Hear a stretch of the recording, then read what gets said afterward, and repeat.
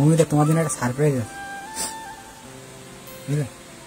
ওখানে দুদিন তো মাছ ধরা গ্যাপ গেছিল, যাইনি। আর আজকে সকালবেলা, কালকে রাত্রে কারেন্ট চলে গেছিল, মানে ভোর এখন 2-2:30 সময় কারেন্ট চলে গেছে।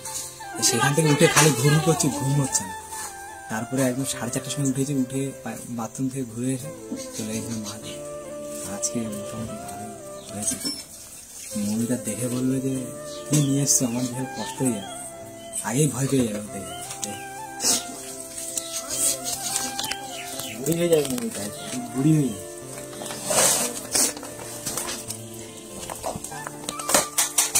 চিংড়ি মাছ আর এই যে ভেটকি মাছ,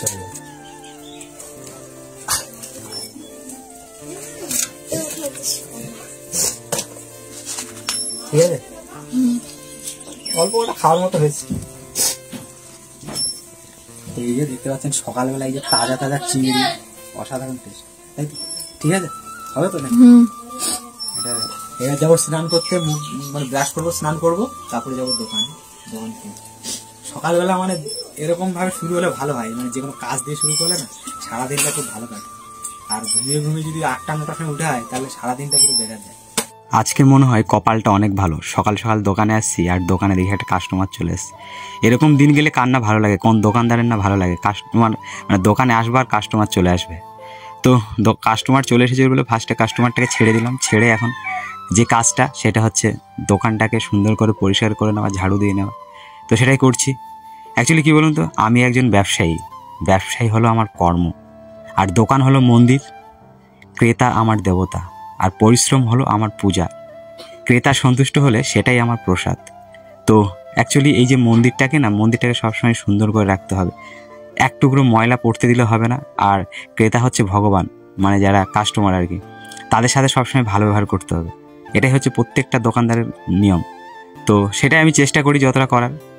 তো প্রথম এখন আমি মন্দিরটাকে সুন্দর করে ঝাড়ু দেবো। মন্দিরে খুব শীঘ্রই আমি পুজোর ব্যবস্থাই করব দোকানে, কারণ সামনে বিশ্বকর্মা পুজোয় ঠাকুর তুলে পুজো করব, আমি আপনাদেরকে বলেছি। তো তখন এই মন্দিরে আরেকটা ঠাকুর যখন আসবে তখন আরও সৌন্দর্য বাড়বে। ততদিন পর্যন্ত এইভাবেই চলবে। পুজো দেওয়া হয় ডেলি সকালে, আমি দেই না কিন্তু মা দেয়, বাট ঠাকুর নেই তো কেমন একটা ফাঁকা ফাঁকা লাগে। আর আমাদের হিন্দু ধর্ম অনুযায়ী মানে লোহা বা এই সমস্ত মেশিনপত্র ভগবান হচ্ছে বিশ্বকর্মা। সেই বিশ্বকর্মা যখন আমার এই মন্দিরে আসবে তখন কিন্তু খুব সুন্দর লাগবে বিষয়টা, আর আমি খুব শীঘ্রই নিয়ে আসবো। তো ময়লা কিন্তু হয় না দোকানে, ঠিক আছে, কিন্তু তবু প্রত্যেকদিন ওই যে বললাম না, একটা ধূলিকণা থাকলেও তাকে পরিষ্কার করতে হবে, তার কারণ দোকান হচ্ছে মন্দির, আর মন্দিরকে সবসময় পরিষ্কার রাখতে হয়। তো ঝাড়ু দেওয়া হয়ে গেছে, ঝাড়ু দেওয়ার পরে এখন যে বস্তাটা লোকজন ঢোকে একটু পা মোছার জন্য সেটা দরজায় দিয়ে নেব।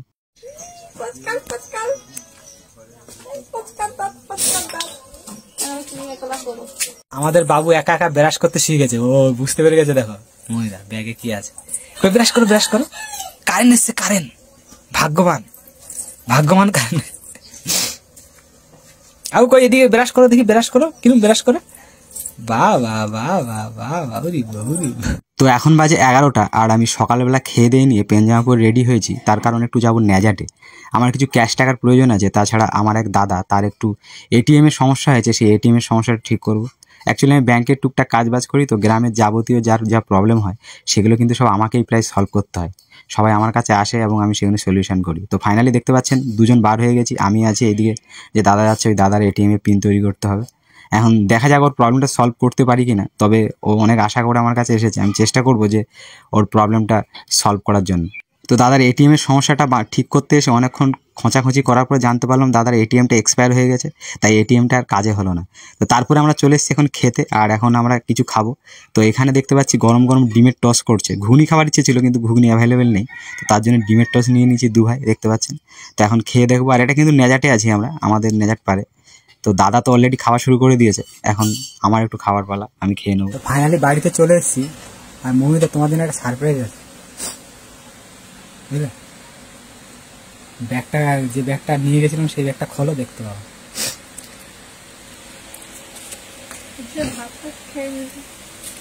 এই যে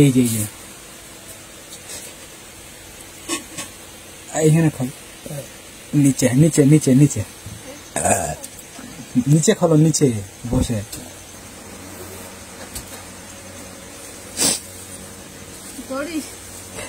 দেখো কি কি নিয়ে এসছি বাজার থেকে।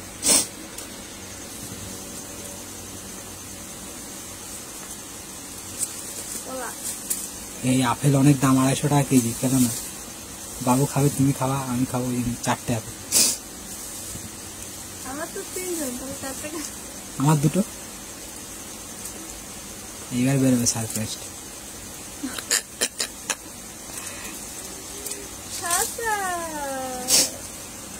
ছাতা ছাতা ছাতা।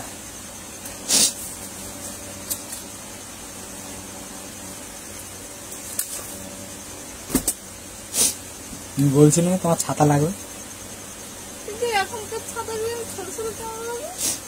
যাই হোক, অরেঞ্জের মাল, ভালো মাল। হ্যাঁ বুঝতে পেরেছি, কিন্তু ছাতাগুলো ছোট ছোট আসছে। ঠিক আছে, ওই হয়তো ছাতা রাখা আছে, ছাতাটা এরকম করে ছোট। একটা ছাতা একজনই যেতে পারবে, দুজন যেতে পারবে। ঠিক আছে, তোর ব্যাপার না। ছাতাটা ইম্পর্টেন্ট ছিল কিন্তু, ছাতাটাই দরকার। কিন্তু ছাতার জন্য মাথা খাচ্ছিলাম। এখানে ওখানে যাই লাগবে না। 400 টাকা এমনি খরচা হয়েছে, ওই জন্য তো বললাম যে বাজারে আমি গেলেই আমার বাইক খরচা দেখে আমি মনে হলো তাই নিয়ে নিলাম। যেটা নিন, কত দাম নিতে পারে বলো দেখি। 200 টাকা তো 200 টাকা না, 180 টাকা। 250 টাকা বলেছিল, 190 টাকা দিচ্ছি। কেন কেন কি কেন কি, আরেকটা ছিল 180 টাকার ছাতা, সেটা হাতে নিলে তুমি কিছু পাবা না, হালকা। তুমি 110 থেকে শুরু, ওর 100 মানে 80 যেটা, ওইটার এইটার মধ্যে অনেক ডিফারেন্স। মালটা প্রিমিয়াম মনে হচ্ছে না দেখে, কোয়ালিটিটা, ছাতার যে কাপড়টা কত সুন্দর, প্রিমিয়াম কোয়ালিটি। কালো কালারেই নিয়েছি, আমার হচ্ছে আলোই ভালো লাগে। ঠিক আছে, হ্যাপি হ্যাপি হ্যাপি।